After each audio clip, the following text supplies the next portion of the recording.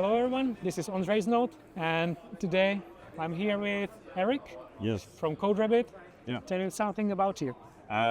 Yes, I'm the DevRel Lead for CodeRabbit, and based on SF, and I'm here for JSNation and React some of that. Perfect. So my one question is, what was the most exciting thing that you have seen on this conference, or what you are looking for? Yeah, I think the most exciting thing is just going into the planetarium, because it's like a domed, like old IMAX theater.